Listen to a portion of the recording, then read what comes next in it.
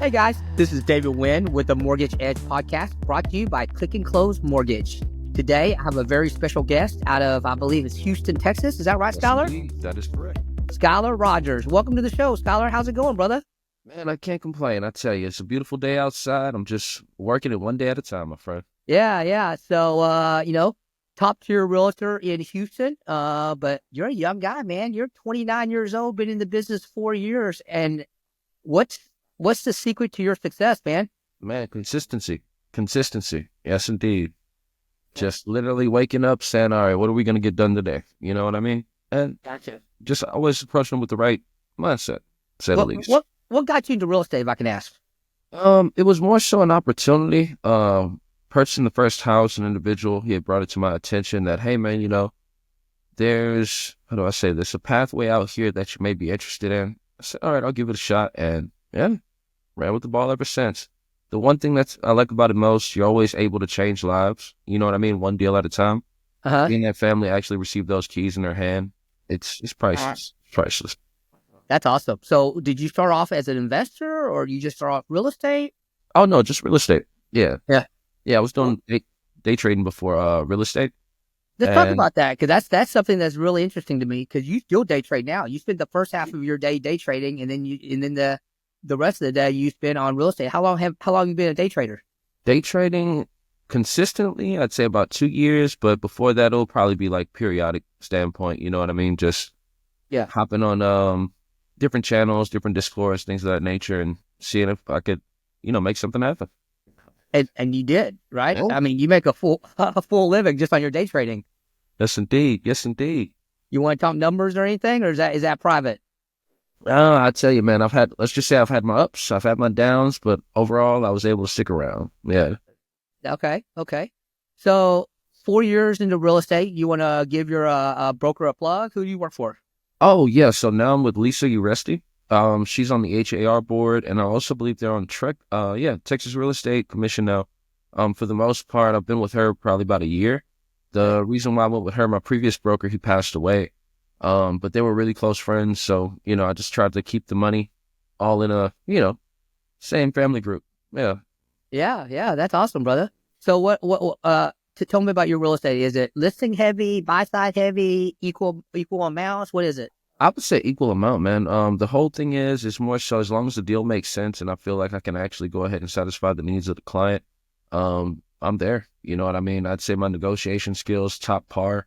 Closed one last week. I have another two, one on the 15th, or is it the 14th and the 12th next month.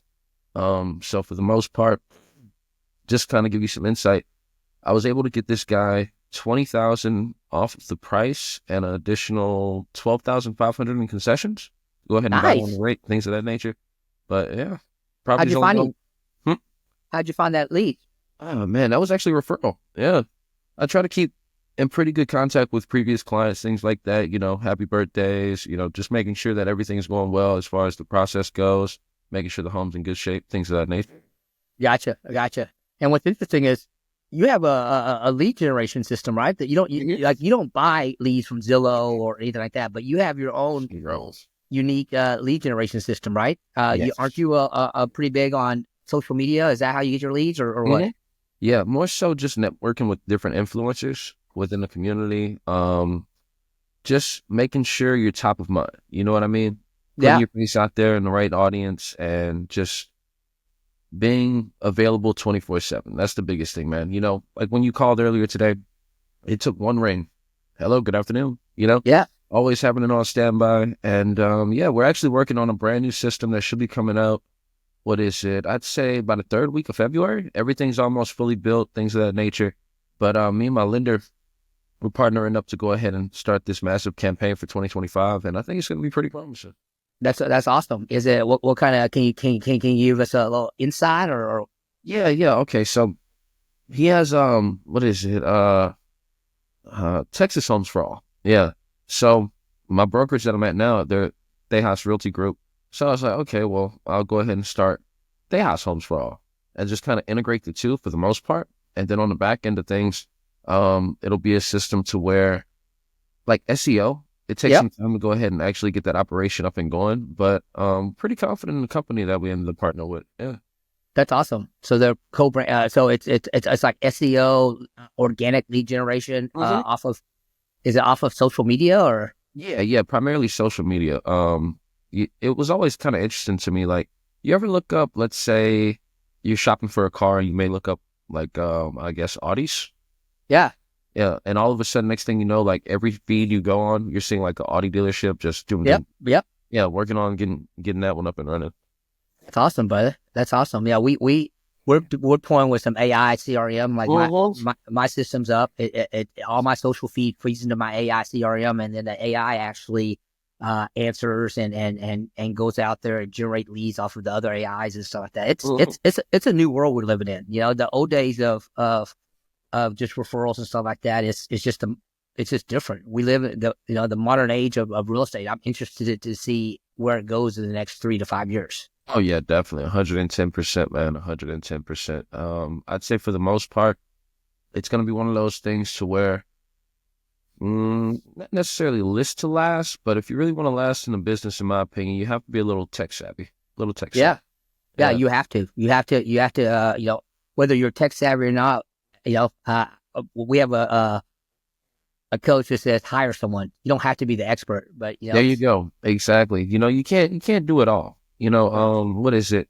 There's a saying somebody once told me. You can make miles of progress in one direction, or you can make millimeters of progress in multiple directions. Just stay your course, stick to what you know best, and the rest of it, let somebody else take care of. You know what I mean? There's more than enough to go around. Absolutely. So are you a native Houstonian, or are you from Houston? I've been here since I was 8 years old. So at this point, they say I can call myself Houstonian, but originally Louisiana. Okay. Yeah, So tell me yeah. about that. Tell us about your upbringing and how you were raised. Oh man, funny story actually. What is it? So I grew up in a single wide trailer with my grandparents, right? I think that was in the 60s. Yeah. I think that model was from the 60s, you know, pots and pans, buckets, sitting down when the rain comes, things of that nature, just catching the water that was coming through. Never really foresaw myself actually being in real estate, especially in Houston. I thought they always rode horses and stuff like that. But I took a liking to it. Took a liking to it at a very young age. Made a lot of good connections out here, and yeah, just ran with the ball. So I love that I love that you talk about that. It sounds like you grew up with a silver spoon in your mouth. Not at You had all. some challenges, so it's all everything you attained. It's self taught, self work, and stuff like that. So I mean, you're young. So what'd you do? You just graduated high school and just got into the business world, or what? Yeah, pretty much for the most part, man. I actually met my mentor at a poker game, John McDonald, right? So his mom was actually in real estate, back in the late 60s, right? So he started off in real estate after he went to military academy. He went to Ivy League college, actually. So he was a very intelligent guy, but, he took a liking to me and he showed me the ropes. He was I think he was 50. No, he was actually 48. Yeah, 48 when he passed. He passed pretty young. Oh wow. So he had a ton of experience, man. Like a lot of these investor deals that I do, Mhm. he was he was the mastermind behind them all as far as, show me how to structure them, show me the proper connections, the channels to move through and things of that nature. Man, he taught me a lot about structuring wraparounds, DSCRs, finding ways to acquisition funds to make additional investments, things of that nature. But yeah, brilliant guy, man. Brilliant guy. How did you find your investors? Oh man, I more so kind of like funny story. So my first year in real estate, I was just hungry, like just trying to get a deal. And I was calling on Zillow. And funny story, I noticed after a while, even though I'm looking at different houses, I was ended up calling the same guy, right? So ended up networking with Mr. Johnson. He owned like about 20 properties over in Spring. And then there was another individual, Tim Haggerty, over in Baytown. He owned about 15 different properties. I didn't know this at the time, right? But I was just really persistent, really persistent. Took him about 3 months to take a liking to me on both ends. And they said, you know what, man, I'm going to give you a chance. Try to sell this house for me. They got it sold, I'd probably say, in about 14 to 21 days for both of them. Mhm. And yeah, next thing you know, they started plugging me through their channels. And now, are most of your working with investors? About what percentage? I'd say about at least 30. 30 to 40% investors. Oh, so guess what? You don't see a slowdown, man. Investors are buying and selling year round, right? Left and right, left and right. Mm-hmm. Yeah, that's awesome. So tell me what day traders, you're never gonna stop that, right? No, no, I tell you, man.